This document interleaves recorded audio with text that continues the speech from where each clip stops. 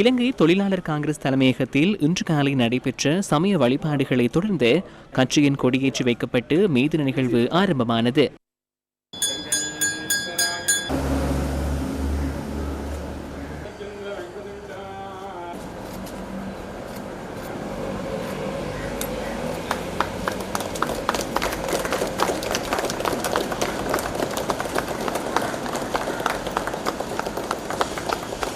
இலங்கை தொழிலாளர் காங்கிரஸ்ங்கிறது வெறும் ஒரு பகுதியில் இருக்கிற கட்சி கிடையாது. நூரேலியா, கண்டி, மாத்தளை, பதுளை, முன்றாகலை, குருநாகலை, ரத்னபுர, கேகால் போன்ற பல மாவட்டங்களில் இலங்கை தொழிலாளர் காங்கிரஸ் இருக்கிற அங்கத்தவர்கள் இருக்கிறாங்க. இவங்க அனைவரையும் ஒரு இடத்துக்கு எடுத்து கொண்டாடுறது இன்னைக்கு உள்ள பெட்ரோல் டீசல் தட்டுப்பாட்டில் ஒரு சாத்தியமான விஷயம் இல்லைங்கிறது நாங்கள் கலந்துரையாடல் எங்களுக்கு அறிய முடியாதா இருந்துச்சு. அதனால இலங்கை தொழிலாளர் காங்கிரஸ் முடிவெடுத்து என்னன்னா, அனைவரும் மே தினம் கொண்டாடணுங்கிற சூழ்நிலை அமையும் போது அந்தந்த தோட்டங்களில் இலங்கை தொழிலாளர் காங்கிரஸ் மே தினத்தை சிறப்பாக கொண்டாடுறதுக்கான நடவடிக்கை இலங்கை தொழிலாளர் காங்கிரஸ் முன்னெடுத்துக்கிட்டு இருக்கிறோம்.